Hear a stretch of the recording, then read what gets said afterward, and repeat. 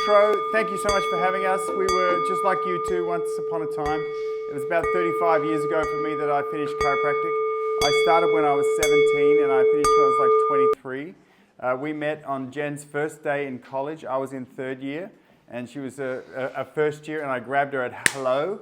So we've also had a chiropractic love affair since we were at university. I'm going to tell you two stories today because I think that's what's really important to get your confidence as a chiropractic student. And Jen's going to tell other stories as well, because both of my stories were miracle stories that happened in my first and second year of practice. So I want you to learn what I learned, hopefully, because when you've got no confidence, you can borrow the collective confidence of chiropractic.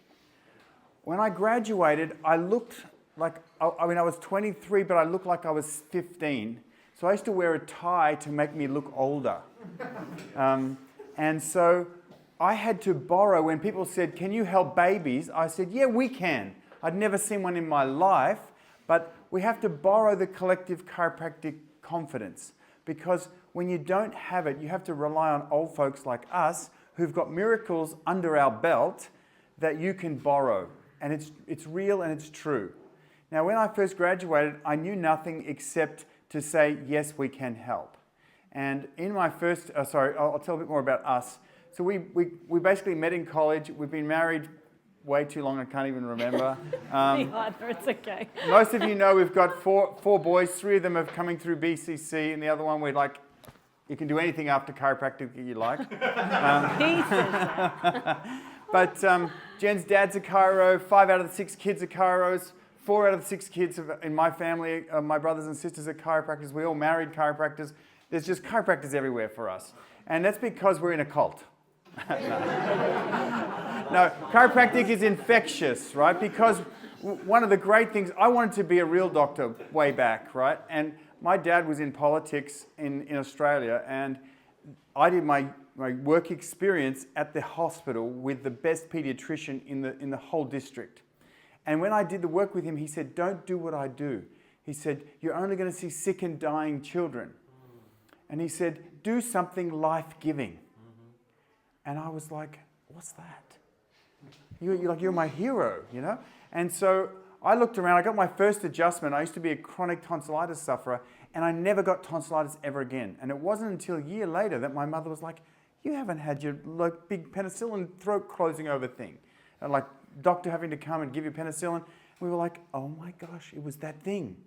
And I remember my first adjustment was like, the lights went on, the power surged through. I literally had that experience. And so that doesn't happen for everyone. But one of the things that happens is that chiropractic chooses you. And so if you can borrow our confidence today, and we've got a short time frame, but we want to tell you a couple of stories.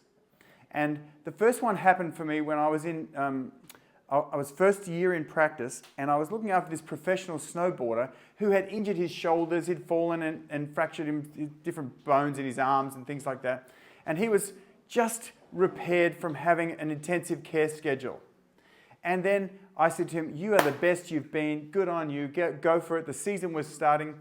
And he went and tried to jump a road on his snowboard and landed on his cervical spine on the gutter and smashed his C6 and C7. And his mother turned up on my doorstep. And he was rushed to hospital. They were trying to stabilize him. He was a quadriplegic. He'd crushed his spinal cord. There was 5% of the cord still intact. And she said, "You need to help." And she rocked up on my doorstep before I started a busy shift. She's like, "You need to come with me and advocate for him because we don't trust them." I was like, okay. So I turned up at the hospital and I was like, what do? I can't touch his neck. And she was there, she was going, "You talk all about connection. You talk all about these things happening in the body. Fix the connection." I was like, whoa, there's a big call. Now, I know it was 25 years ago because Jen was pregnant. We were due to have our first baby. And I had to drive to this hospital, and I had to be snuck into the hospital as the snowboard coach. Because they were like, you mentioned the word chiropractor, and they were like, police would come, right? And so I snuck into the hospital as the snowboard coach. you know?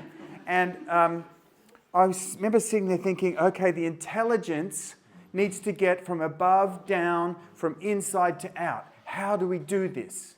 And he had all of his 17-year-old friends there crying, like, because he's effectively dead on a slab and then no one's touching him. And I thought, touch. Let's get to touch. So I got all of his friends. I said, anyone who comes in this room has to work on his toes. And we have to call innate from up the top through this traffic jam. And I said to the mother, it's like there's a traffic jam on a major highway, stopping innate coming through the spinal cord and down to the rest of the body.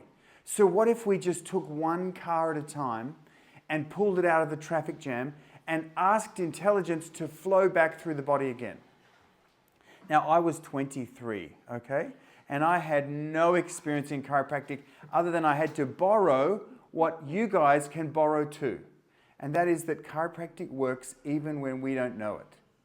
And so I got people to massage all of his friends to come in. I said, don't stand back and cry, just massage his feet. And I got my CA at the time because we were basically literally on the days of having a newborn baby. I said, I can't make it every day to adjust him.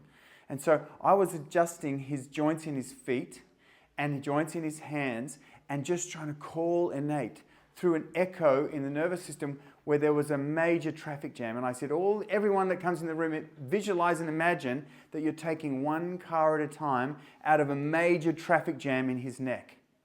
And so then we started to move his joints and do peripheral. We've got Michael Hall in the room, so I am very nervous right now. So Michael is so old, he was my mentor, okay? When it comes to neurology, you have the BJ Palmer of smart people in the room, right? So Michael Hall is a hero in our profession because he taught me to believe in chiropractic neurology because we can do that. We can rely on our principles. It's because you have to understand that the principles work and then you reverse engineer your techniques to make sure that the nervous system is awake and moving and alert. So I said, okay, first and foremost, let's try and get some touch and some sensation in there and get him to feel us texturizing his skin, touching him. And so all of his friends would come in and I said, just grab him and hug him. Whereas when people have a spinal cord injury, everyone stands back and no one touches them. And I said, let's touch him. Let's get familiar smells and sounds and don't get him used to this hospitalization. Get him reminded in the nervous system of what is normal in life. And don't put him in special shoes and this and that. Put him in his real clothes that have real textures that he remembers because the brain has to reconnect to everything it knows. And then I said, let's just move his joints through their range of motion so the proprioceptors fire in the body, even at the lower motor neuron level, so that maybe the upper motor neuron goes, what's that? What's that? And that started to happen. So we have gone on to work with this guy. He is now the only quadriplegic in the whole of Australia that walks. And he's been kicked out of neurology assessments because they say, this is not possible, that this person can have a connection, on MRI have a 5% of a spinal cord intact and have 95% lower motor function. And what I think has happened, because he then went on to learn TM meditation, is that he has outsourced his nervous system outside of the spinal cord, probably into the ganglia and all of the peripheralized nervous system, the lateral ganglia, the collateral ganglia, the terminal ganglia, to create pathways and then reroute the nervous system on different highways. And so that's part of what we teach now, because I've learnt from trusting chiropractic, we're teaching about how do we adjust outside of just the spinal cord? How do we adjust the brain stem? How do we get into the ganglia to make sure that the nervous system is working best? Because our job is really to serve the nervous system and look for ways to go, how do we get this working better, not to just manipulate the spine. We are powerful neurologists that can wake up the nervous system and get it working better. So Josh Wood's story I can share with you. He's been written into a book. He is literally a walking miracle because he just signed up. His mother was like, you are the connection specialist. Now get to work. And I was like, okay. And I just trusted chiropractic. We adjusted him peripherally, worked our way up into to the central area where the traffic jam was, but we spent months when we couldn't touch that area. It was post-surgical, it was all these things, finding a way to call innate from the distance, from the distal area of the body. So I just want you to know that you can do that too, because all you have to do is borrow the confidence of the people that have gone before you, and never be afraid to ask. Ask us. Hey, what would you do? We have a group of chiropractors that have come to our seminars and have connected to have a brainstorm group where us older people who've had more hands-on than you have to find out better ways to adjust people, better ways to do things, because it is really what we should be doing, is sharing our craft. So please borrow that confidence. Take it with you, even when you don't know what you're doing. Know that there is people out there like us that would just rely on the founding principles of chiropractic. Above, down, inside out. You have to get and assist intelligence to flow from above, down, from inside to out, and that's all you have to do. But it's a lot, and it's everything that you have to do. And it doesn't happen the first time you adjust someone. You don't get an instruction book that makes it all easy and all okay. And so I still am learning 35 years later how to be a good adjuster. I'm still learning from patients every day how I can do things better. And so you will be like that too. And every year I think, oh, gee, I wish I knew that last year. I could have helped all those people. But it's a constant evolution of a craft. And the craft of chiropractic is magic. And you will literally create miracles by your hands, not somebody else, by your hands every single day. And it's an amazing gift, and I'm so excited to be here and to be able to share that with you. So I'm going to hand over to Jen, and she's going to tell you one of her stories, and I'm going to come back and tell you another. You're here and you're open to learning.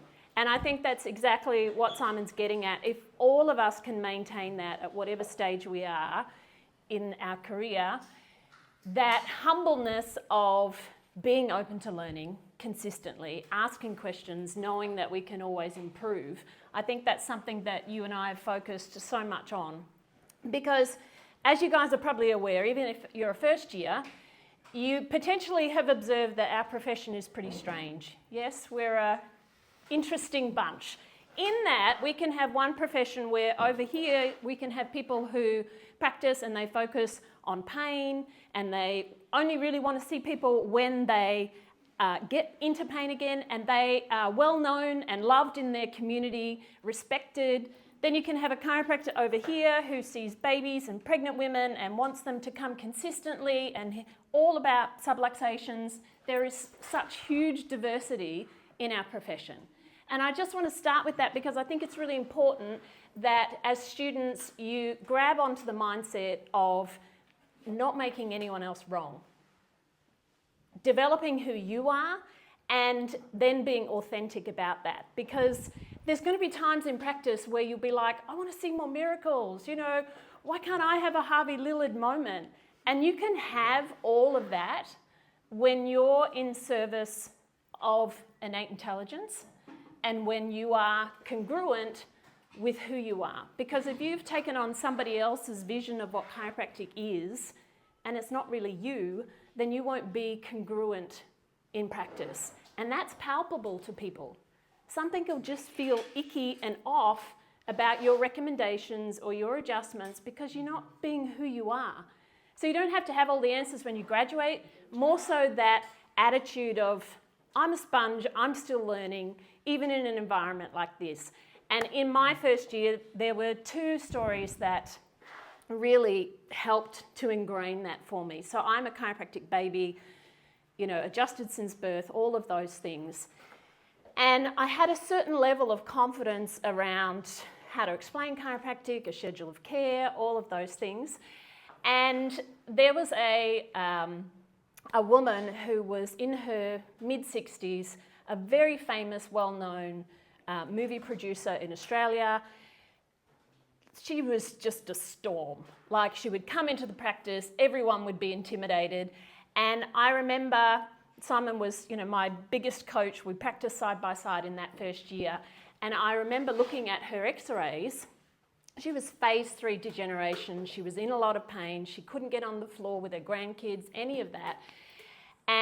But she'd had chiropractic care on and off for at least 20 years.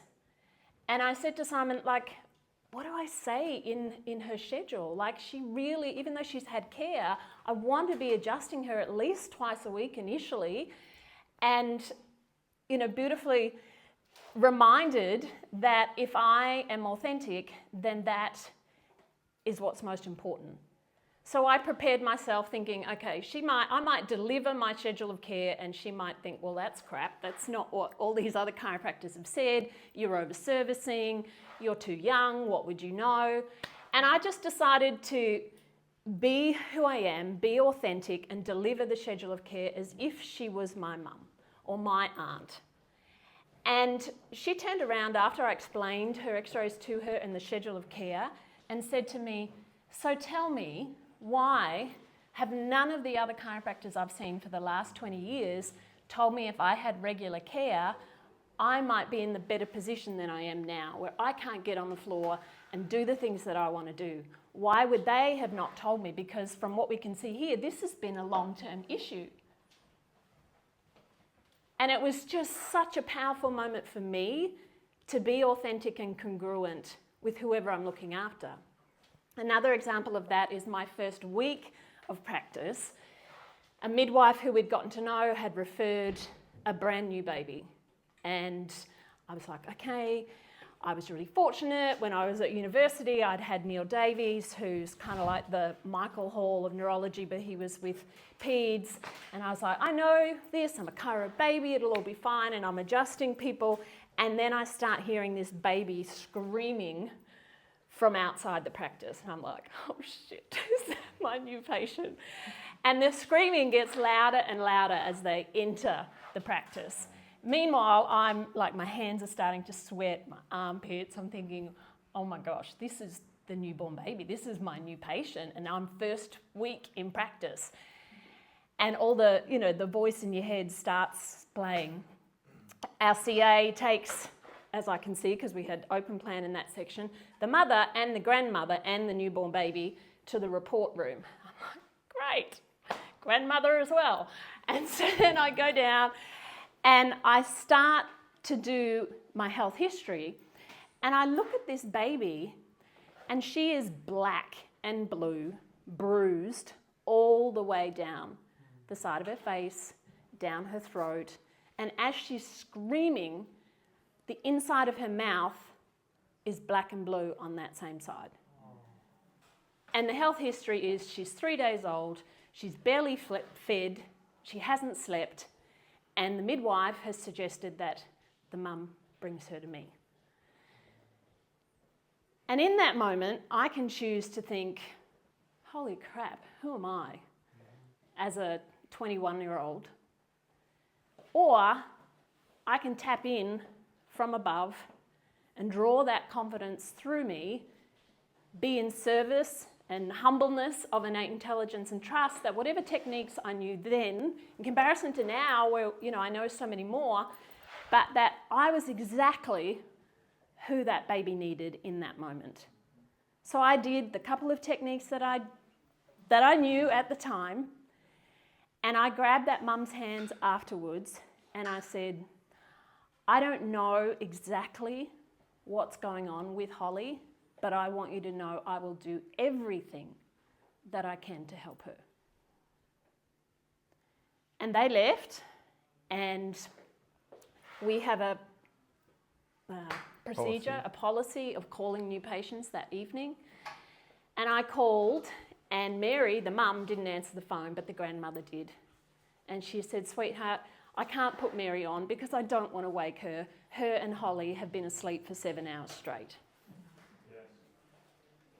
And so in that first week, just that one story where Holly then progressively started feeding, sleeping, digesting, all of the things that a newborn baby needs to do beautifully, it was just such a reminder that when we get out of our own way of the saboteur, of the voice that wants to minimize who we are, and let innate do its thing, then miracles happen. And just like with that experience with the older film producer, if I let that voice dictate and me minimize my schedule or the power of chiropractic to help her for that next chapter of her life, again, I'm getting in the way of miracles happening for people. Beautiful.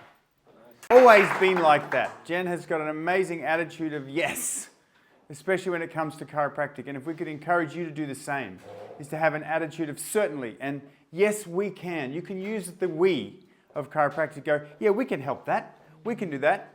And it's a really great habit to get into rather than going, I don't know. And it's okay to say to a patient, and you will not lose credibility if you say, I don't know the answer to that. I can't give you all of that today, but what I can tell you is I will not give up on you. I will do research. I will ask my peers, my friends. I will collectively tap into the chiropractic knowledge bank, and I'm here for you, and I'm not going to give up, because that's a part of what everyone needs. We need hope, and we need someone to believe in us. And the great thing about chiropractic is that we believe in the intelligence of the body. We're not believing in a drug that's going to cure you. It's always you. And we are the humble servants of the body. And I think that's a really important thing for us to get really clear on now. You will never fix anyone. When patients say, oh, you're a miracle worker, you go, no, I'm not. I am I'm in service of the miracle in you. It's always you that does the healing. It's not the Band-Aid. It's not the adjustment. We are helping your intelligence do its best job. And when you humble your ego like that and make sure you remember that you are washing the feet of the body, you are helping the body, you are not doing the healing.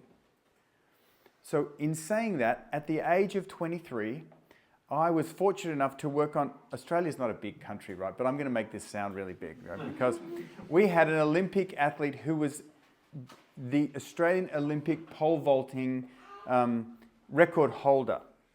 And he was in my local town, and somehow with pole vaulting, you've got to run at full speed with your body twisted and then jolt your body into the ground and then throw it 4 meters in the air and let it try and hopefully knock the bar down.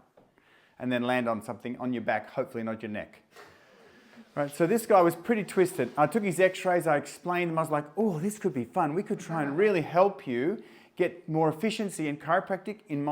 Back in those days, there was probably one paper of research that said that chiropractic helps athletes. And I was like, I'm your man.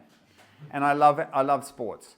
And so what I did was I was like, how about I adjust these high and low subluxation areas that I found, and we'll see what that does to your performance. And I said, I'll help sponsor that. And I love track and field anyway, so let's go. And so I started adjusting him 3 times a week. And then he's like, I feel so much better. He was getting better and better and better. And the Atlanta Olympics were coming up. And so then he's like, I think you should adjust me just before I jump. And so I go down to the track, I adjust him, he breaks the Australian record. Happy days, because now he wants me to go to the Olympics with him. And in those days, it's probably similar today, but in those days, chiropractic was not just a black sheep, it was a abandoned, shot and crucified black sheep when it comes to sports, right? We were not allowed, chiropractic, not allowed in especially elite sports. And so I was like, I had to go over as a friend, like nutrition, I can't even remember the label they gave me, but I got to go to the Olympics at the age of 23, and I got sort of smuggled in. We couldn't go into the Olympic Village, but they had this polyclinic outside of the Atlanta Olympic Games. So I got flown over there to be his chiropractor and adjust him multiple times a day in order to get him to try and win gold. And so what happened was I was at 23, I was in the American Polyclinic, and there was a lot of athletes would come there, and the wealthier the athlete, the less of them stay in the village because it's sort of like Scumville. They stay in the nice hotels, but they still want to get adjusted, and their chiropractors often aren't there. So anyway, the Americans, I didn't know anything about anyone in the American Olympic sort of setup, but this guy called Dan O'Brien was on all the billboards all over America. He was on all the television. He was the decathlete, and he was like hot property. And so he called up the polyclinic, and they said, Dan O'Brien wants to come in and get adjusted. Who wants to do that? And all the American chiropractors, because of the insurance, were like, not me. And I was like, I can do that. And I said to my guy, do you know who he is? He's like, yeah, he's really nice. I was like, I can do that. I got one patient the whole week and I'm looking after him every day. I'll take anyone. So I started adjusting other ones. So this guy comes in with his entourage. And he's got the masseur, he's got the nutritionist, he's got the manager, he's got the promoter, he's got 5 people in the adjusting room. I'm like, this is serious. And every time I said something, there's a subluxation here, they said, where? How? How much? How many adjustments? What stretches? What? I was like, oh dear. So then I started adjusting this Dan guy, and then he's like, could you just come to my Hilton hotel room and do it there? Because I don't want to come out, I get mobbed by fans and all this sort of thing. I'm like, sure. At 23, sure. You know, so I get in to adjust him. He wins gold. I get all these stuff going on, not because I was a good chiropractor, right? It's because I said yes, chiropractic can work. And I stopped the noise and said, my job for you is to make sure that intelligence gets from here down to here and nothing in between. And so that stuff can happen for you. It's funny now, I had a lot of sweat rings under my arms, and I possibly, even at one stage, was panting so much that I grabbed my collar like this, so the patient couldn't see, but then I had a big spit ring here. So the nerves are normal, but please borrow the confidence, because it can be you too. It's happened to us, it can happen to you. Chiropractic works even despite us.